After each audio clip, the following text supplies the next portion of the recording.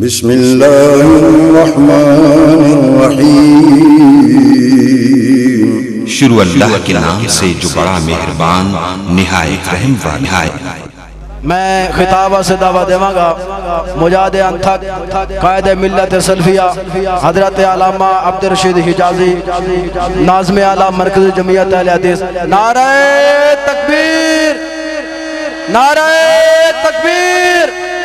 مرکزی جمعیت اہل حدیث پاکستان، مرکزی جمعیت اہل حدیث پاکستان، اہل حدیث یورت فور پاکستان، قائد ملت سلفی علامہ عبدالرشید حجازی صاحب، علامہ عبدالرشید حجازی صاحب، علامہ عبدالرشید حجازی صاحب۔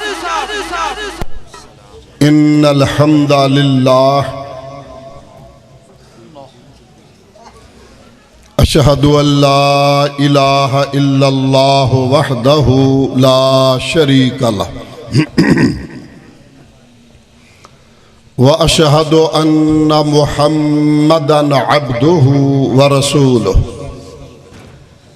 ارسلہ بالحق بشیرا ونذیرا صلی اللہ تعالی علیہ وعلی آلہ وصحبہ وسلم۔ اللہم صلی علی محمد وعلی آل محمد کما صلیت علی ابراہیم وعلی آل ابراہیم انکا حمید مجید۔ اللہم بارک علی محمد وعلی آل محمد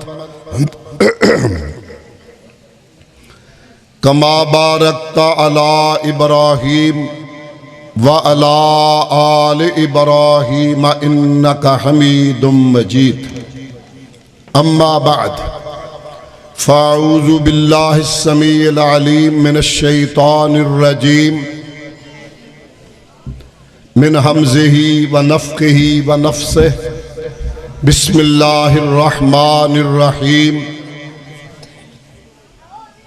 یا ایہا الذین آمنوا اطیعوا اللہ و اطیعوا الرسول ولا تبطلوا اعمالکم۔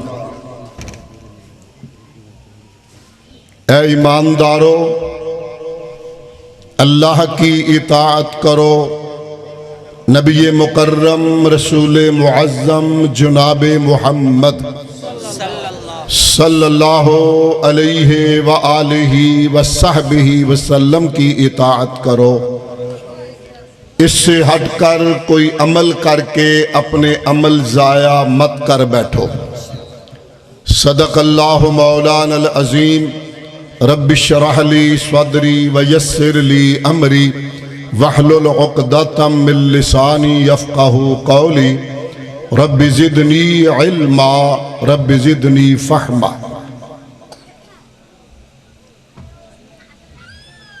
صدر گرامی قدر، معزز علماء، مہمانان گرامی، مرکزی جمعیت اہل حدیث کے قائدین و عمائدین اور میرے سامنے تشریف فرما قابل تعظیم و توقیر بزرگوں، بھائیوں، عزیز بیٹوں اور قابل احترام معززات اسلامی روحانی ماؤں، بہنوں، بیٹیوں، سب سے پہلے اللہ کا شکر ادا کرتے ہیں جس کے فضل، کرم اور احسان کے ساتھ آج ہم اس وقت اللہ کے گھر میں اللہ رسول کی باتیں سننے کے لیے جمع ہیں۔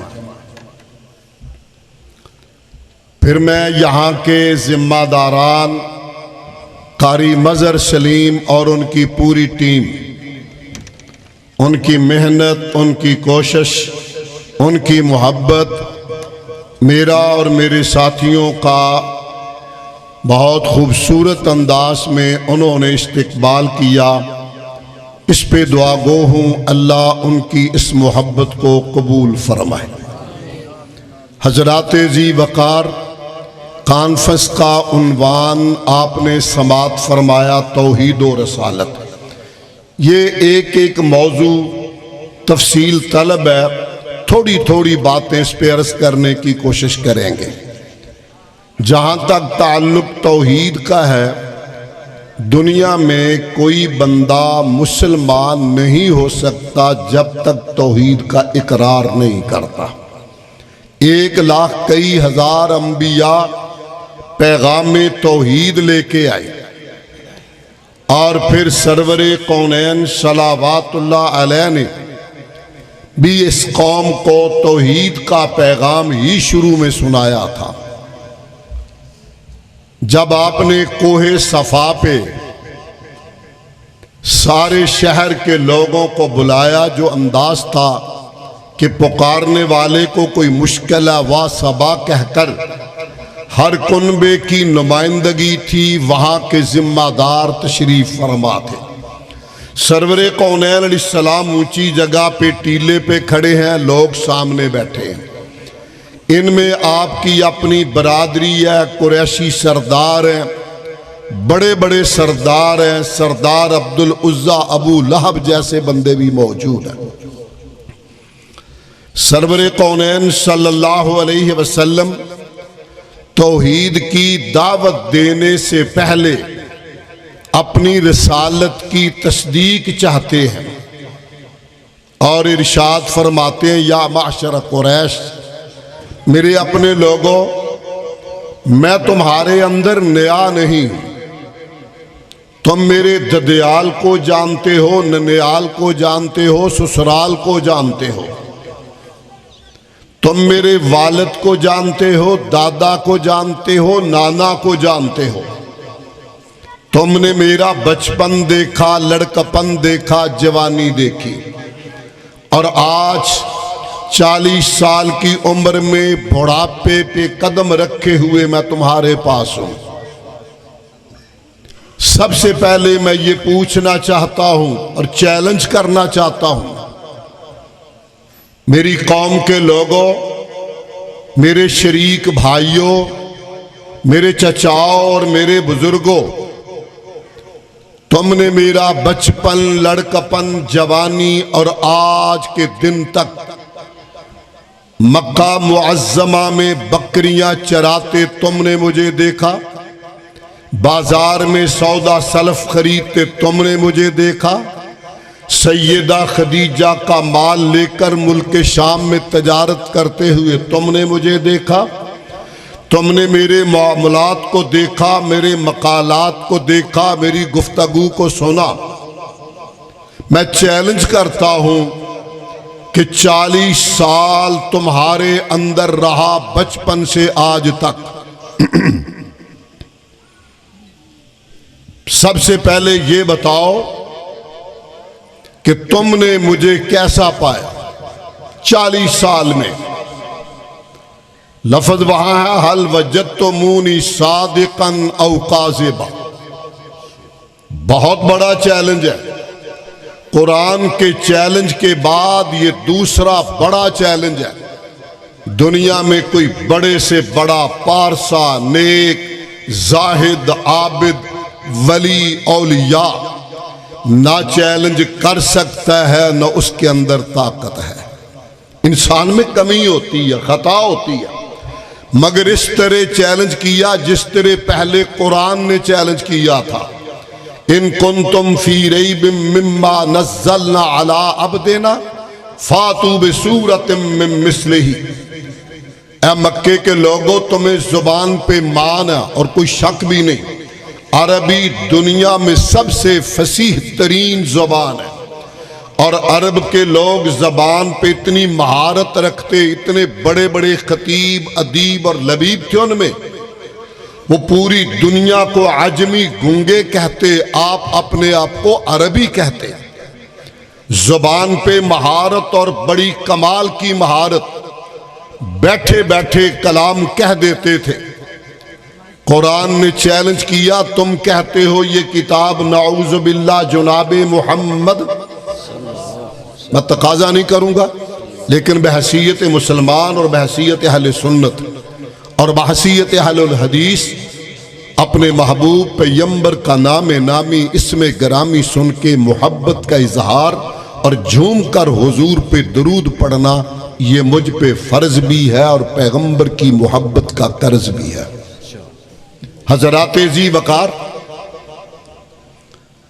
قرآن نے کہا لاؤ اس کی مثل کوئی 10 صورتیں لے آؤ، ایک صورت لے آؤ، وَدْعُوا مِن شُهَدَائِكُمْ، بلاؤ سب کو، ادیبوں کو، خطیبوں کو، سکالروں کو، صاحب زبان کو، بڑی بڑی باتیں کرنے والوں کو، ادب جاننے والوں کو بلاؤ، لاؤ ذرا کوئی مقابلے میں۔ انہی دنوں میں عجیب ایک واقعہ پیش آیا۔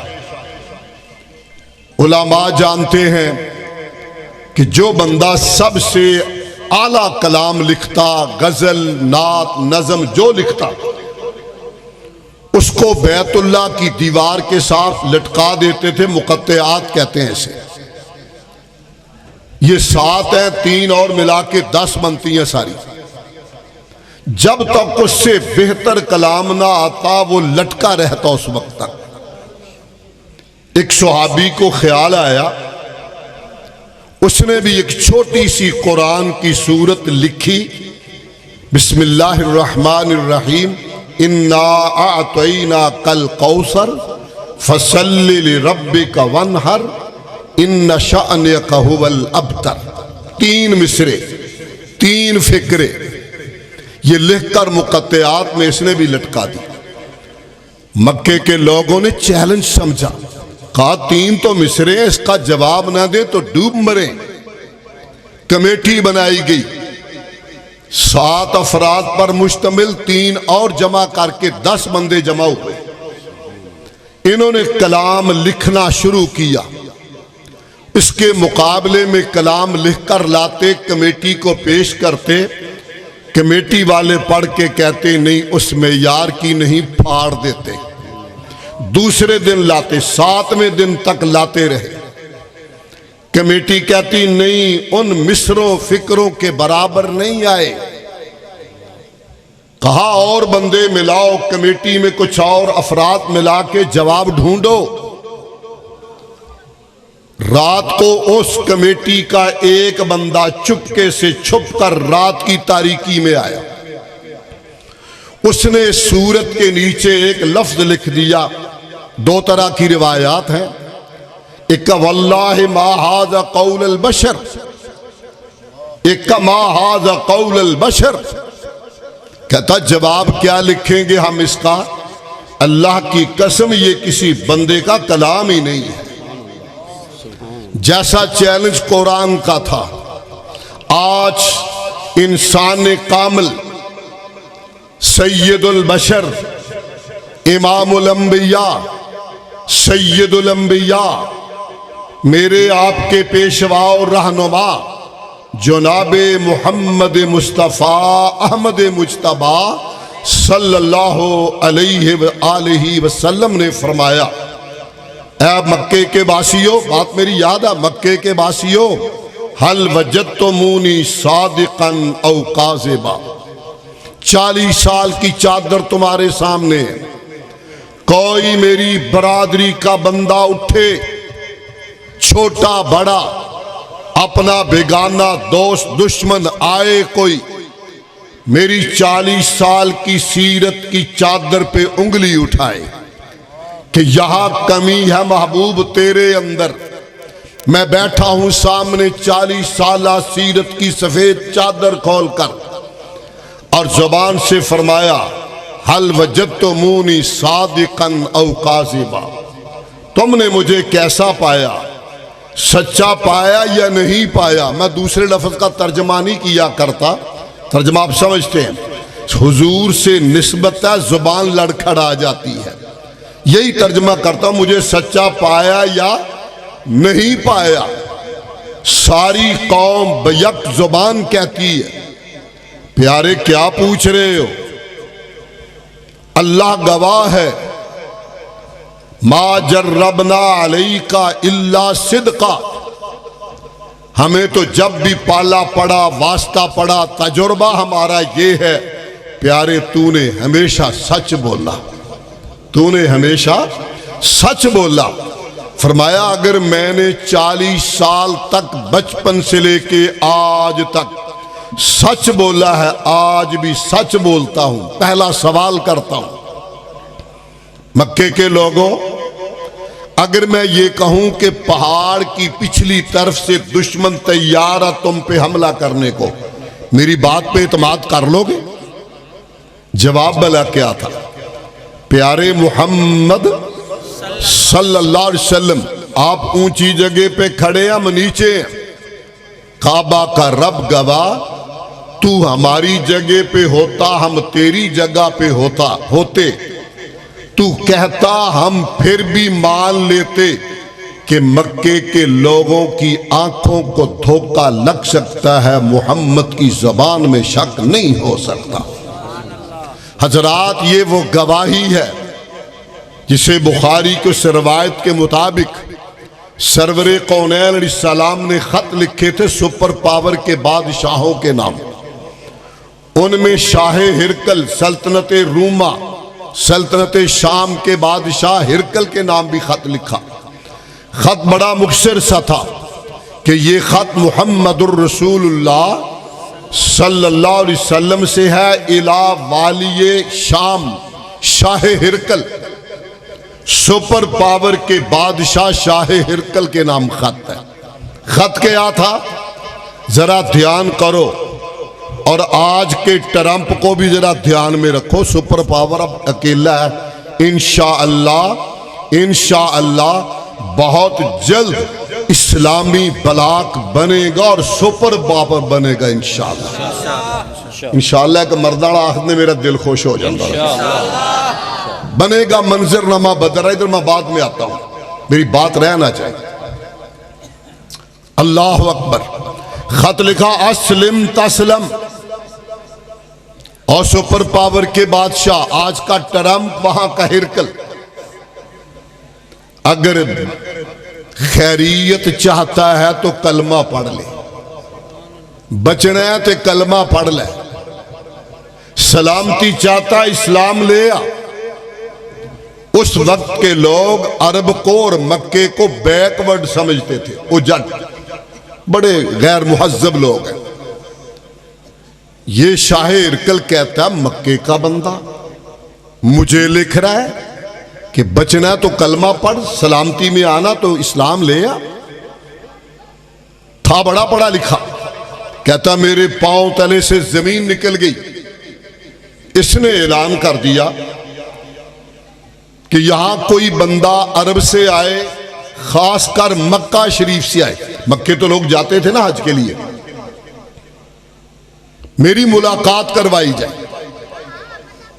2 ہی دن بعد کسی نے بتایا جناب ایک وفد آیا تاجروں کا، اور ان کا جو رئیس اور سردار اور امیر ہے، بندہ بھی بڑا خاندانی ہے، اپنے قبیلے کا بھی سردار ہے، نام اس کا ابو سفیان۔ ابھی انہوں نے کلمہ نہیں پڑھا تھا، حضور سے پرلے درجے کی دشمنی تھی۔ غزوہ بدر کے علاوہ جتنی جنگیں ہوئی ہیں، فنڈنگ کرنے والا یہ ہے، اکسانے والا یہ ہے، لوگوں کو لانے والا یہ، اتنا بڑا دشمن تھا۔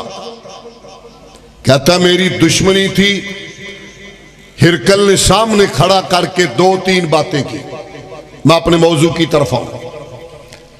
پہلی بات اس نے کہی، ابو سفیان مجھے پتا چلا تو خاندانی بندہ ہے، نسلی بندہ ہے، اصلی بندہ ہے، ریزنیبل آدمی ہے۔ تجھے پتا ہے خاندانی بندے جھوٹ نہیں بولا کرتے۔ بات ہرکل نے کی ہے، بڑی پتے کی ہے، خاندانی بندے جھوٹ نہیں بولا کرتے۔ کہتا میں اپنے ضمیر کے ہاتھوں پہلے ہی بڑا بے بس تھا، مگر ہرکل نے تو میرے پاؤں باندھ دیے۔ چند سوال کیے جن سے میں ایک دو کا ذکر کروں گا، بلکہ ایک پہ اکتفا کر کے آگے بڑھوں گا۔ خط اس کے ہاتھ میں تھا، کہتا سردار یہ بندہ جس کا نام ہے محمد، محبت سے محمد صلی اللہ علیہ وسلم، جو رسول اللہ کہتا ہے صلی اللہ علیہ وسلم اپنے آپ کو، who is he؟ اس کا بایو ڈاٹا کیا ہے؟ کون ہے یہ؟ مطلب کیا؟ اس کا حسب نسب کیسا ہے، نسل کیسی ہے، خاندان کیسا ہے؟ سردار ابو سفیان کہتے ہیں میری دشمنی تھی، سر کو جھکایا، چند لمحوں کے لیے سوچا، ابو سفیان اگر تو کوئی ڈنڈی مار گیا، بات کل کو نکل آئی، تیرے خاندان پہ داغ لگ جائے گا۔ یہاں ایک فکرہ کہنا چاہتا ہوں نوجوان بیٹوں سے، نسلی لوگ جرم کرتے ہوئے سوچتے ہیں کہ جرم تو میں نے کرنا ہے، میری وجہ سے میرے خاندان اور باپ اور دادے پہ بھی داغ لگ جائے گا۔ کہنے لگا خاندان پہ بٹا لگے گا، داغ لگے گا۔ سچ ہی بولتا ہوں۔ کہتا شاہ ہرکل فینا ذو نسب، مکے کی بات نہیں، پورے عرب میں محمد صلی اللہ علیہ وسلم کے خاندان جیسا کوئی خاندان نہیں ہے۔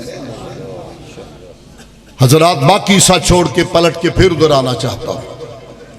آپ نے جب ان سے ساری تسلی کر لی حضور نے کوہ صفا پہ کہ جب میں نے 40 سال سچ بولا ہے، آج بھی سچ ہی بولوں گا، قولوا لا الہ الا اللہ، توحید کا پیغام دیا، کسی کو گالی نہیں دی، زبان بڑی میٹھی، انداز بڑا نرم، لہجہ خوبصورت۔ آپ تو ویسے ہی بڑے نرم دل نرم خو تھے۔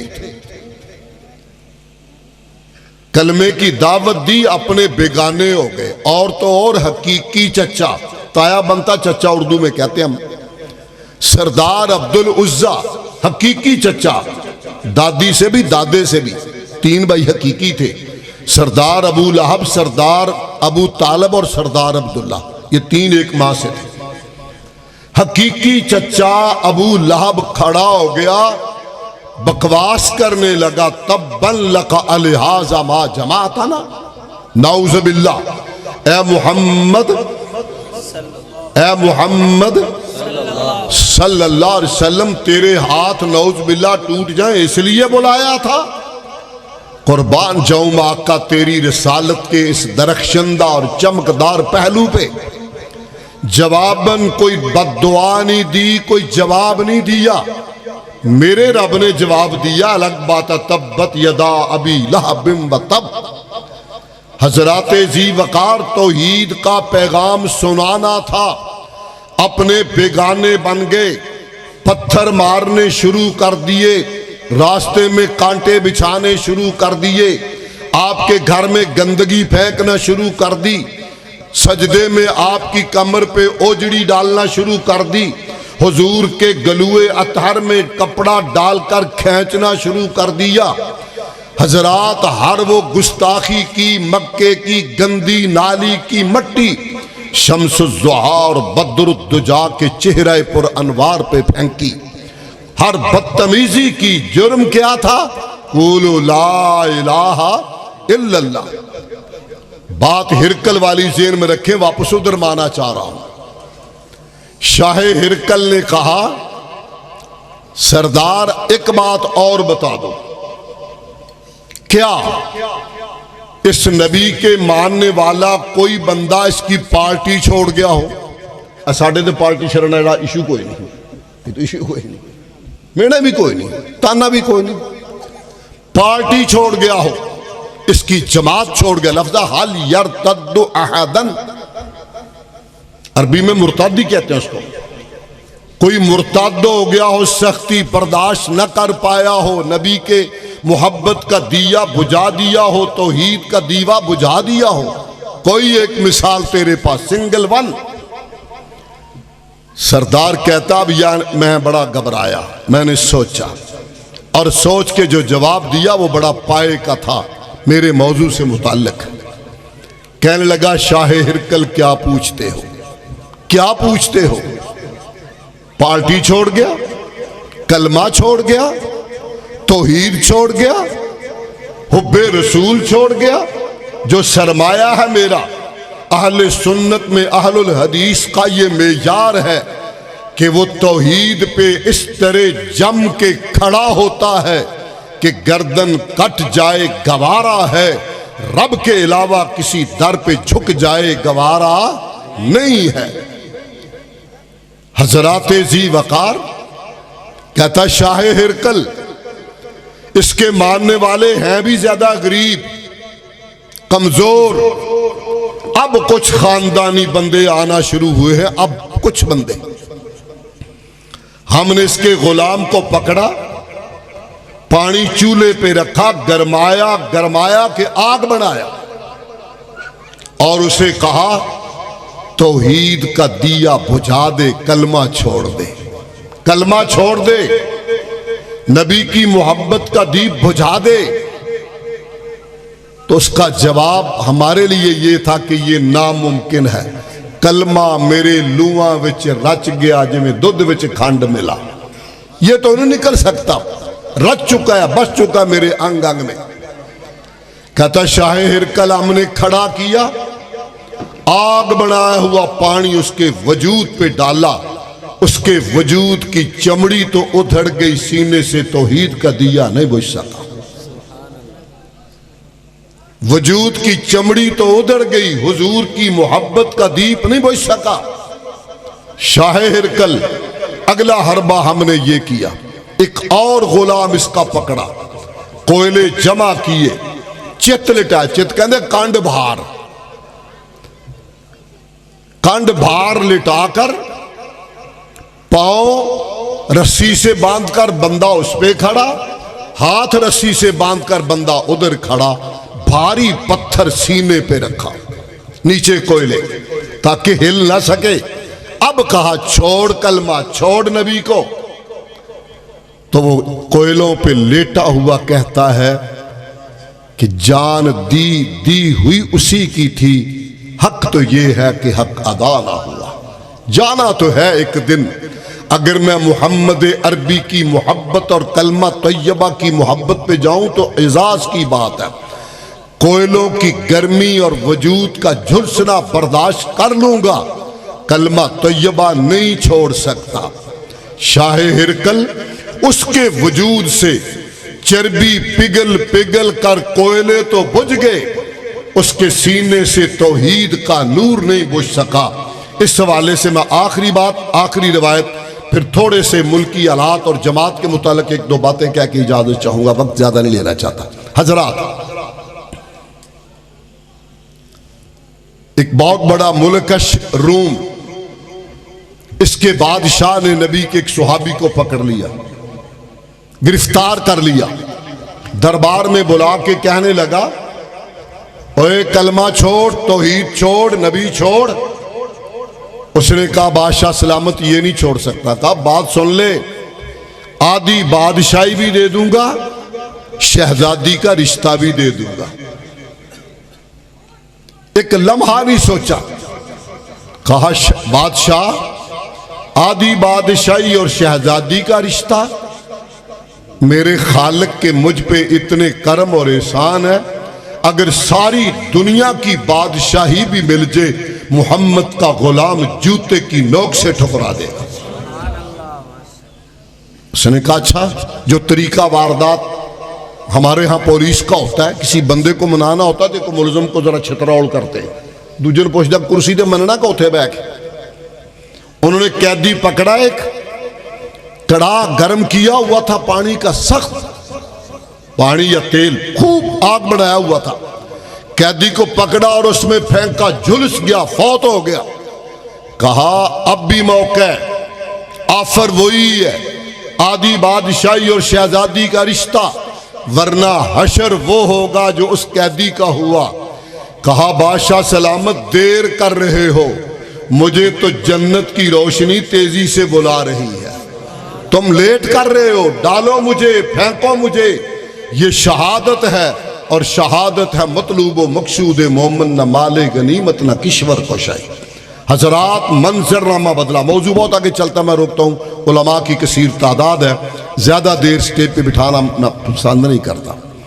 الحمدللہ مالک کا کرم ہوا، آپ ہی سے میں ہوں، اور میں وہی ہوں جو کل تھا، آج بھی وہی ہوں، انشاءاللہ۔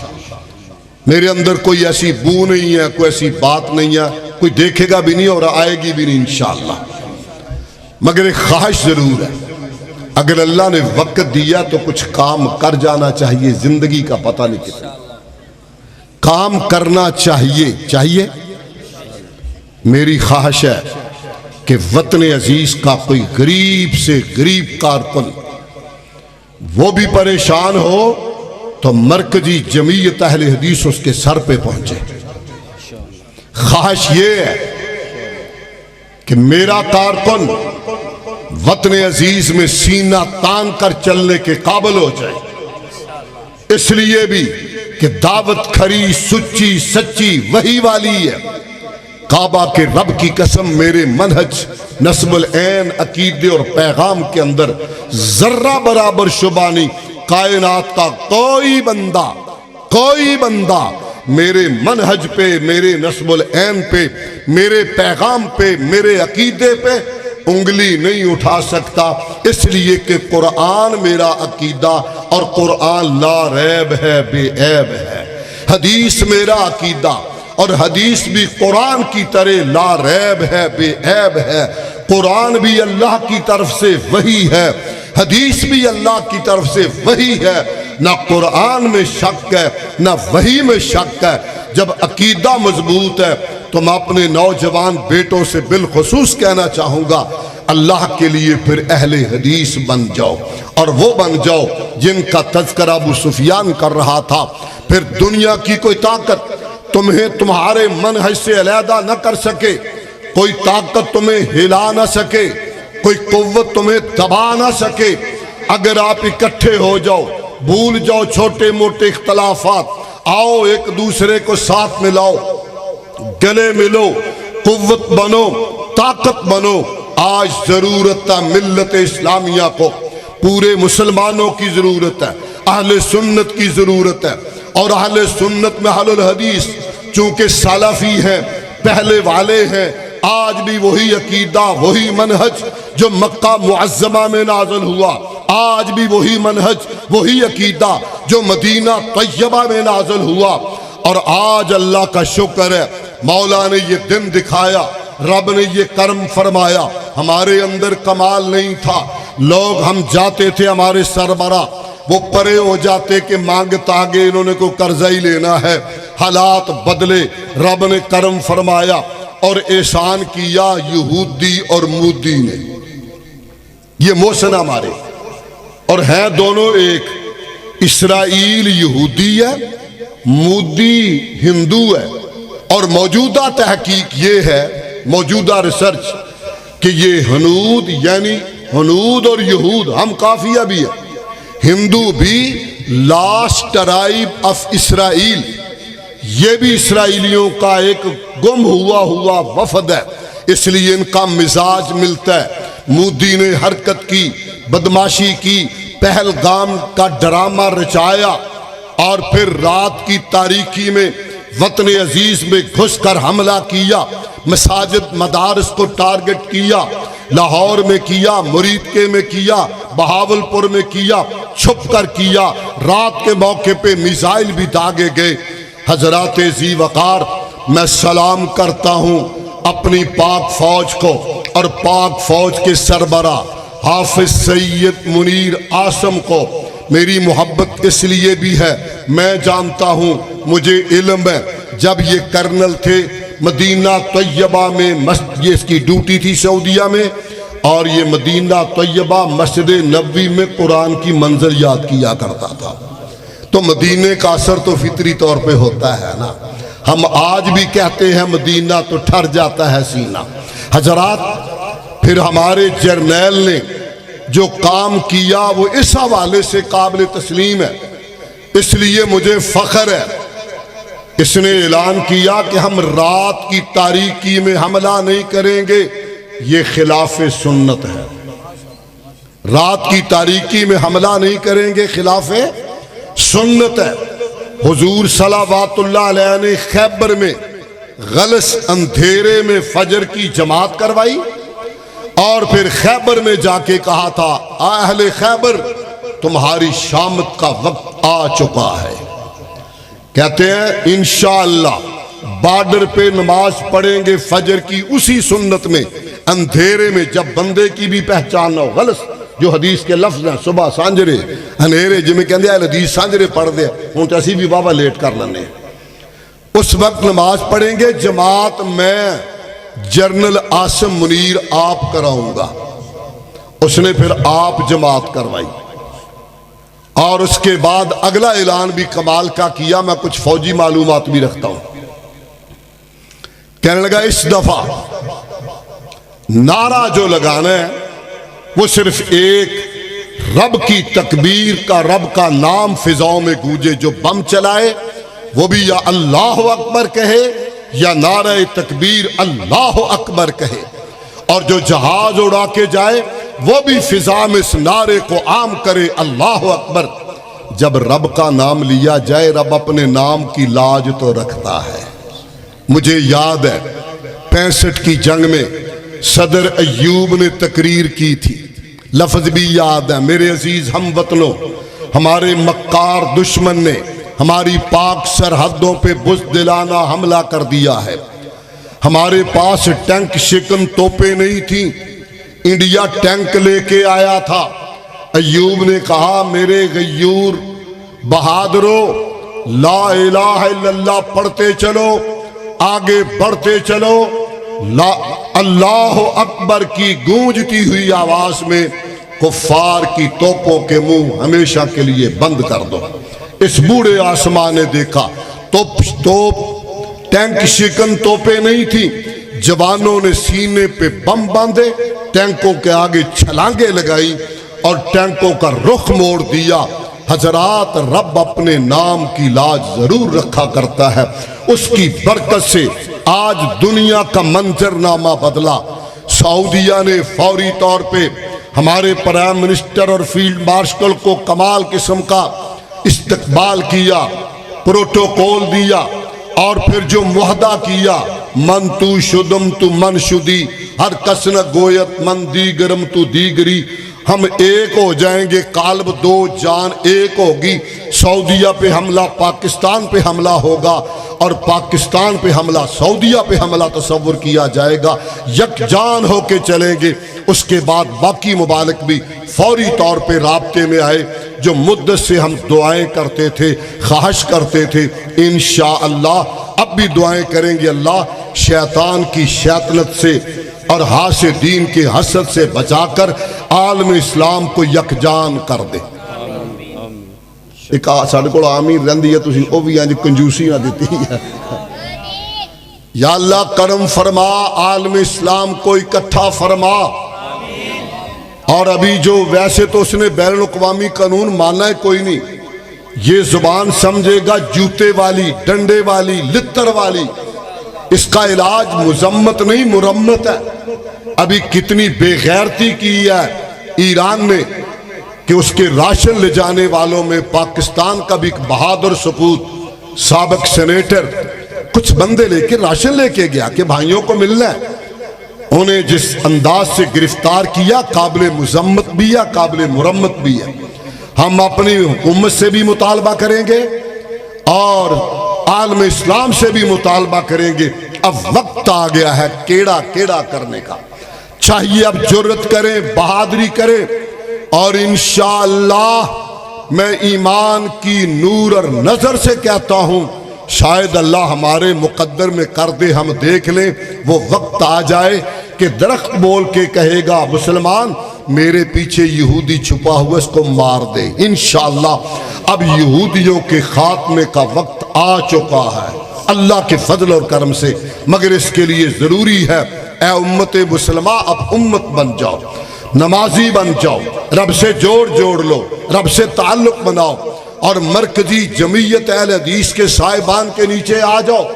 اکٹھے ہو کر ہمارے دست و بازو بنو تاکہ ہم قوت بن کر میدانوں میں اور ہر جگہ پہ پارلیمنٹ میں باہر جا کر پوری دنیا میں ہنگامہ بے پا کر سکیں کہ انشاءاللہ آگے بڑھیں گے, دشمن کا راستہ روکیں گے. اور ویسے بھی ہماری زندہ تاریخ ہے کہ ہم نے جب جرت کی تھی دجلہ کے ٹوٹے ہوئے پل کے باوجود تو دریا کے اندر ہماری فوجیں کودی تھی بغیر پل کے، تو کہنا پڑا تھا دشت و دشت ہے دریا بھی نہ چھوڑے ہم نے، بحر ظلمات میں دوڑا دیے گھوڑے ہم نے۔ میں آخر پہ ایک بار پھر مولانا قاری مظہر سلیم، ان کی ٹیم، ان کے لیے دعائیہ کلمات کہتا ہوں، اور ہمارے تشریف لانے والے معزز مہمانان گرامی، علماء کرام، مہمانان، جس محبت سے، جس پیار سے میں دیکھ رہا ہوں دور دور سے یہاں تشریف لائے ہیں، میں آپ سب کے لیے دعا گو ہوں، اس خواہش کے ساتھ، اس تمنا کے ساتھ کہ انشاءاللہ آپ چاہتے ہیں ملک میں رب کا نام بلند ہو، ہاں؟ ہاتھ چک کے دسو ذرا، چاہتے ہیں؟ اب چاہتے ہیں نبی کا نام بلند ہو، تو پھر اس کے لیے منظم ہو جاؤ، منظم ہو جاؤ۔ ایک قرض کرنا جے تسلیم کر لو، دلاں تے دماغاں دی تفہیم کر لو، جمعیت بنا لو تے تنظیم کر لو، اس آوارہ زندگی چ ترمیم کر لو۔ میں خطرے دی گھنٹی کھڑکا رہا جے، سنبھل جو ویڑا نازک آ رہا جے۔ سبحان ربک رب العزت عما یصفون وسلام علی المرسلین۔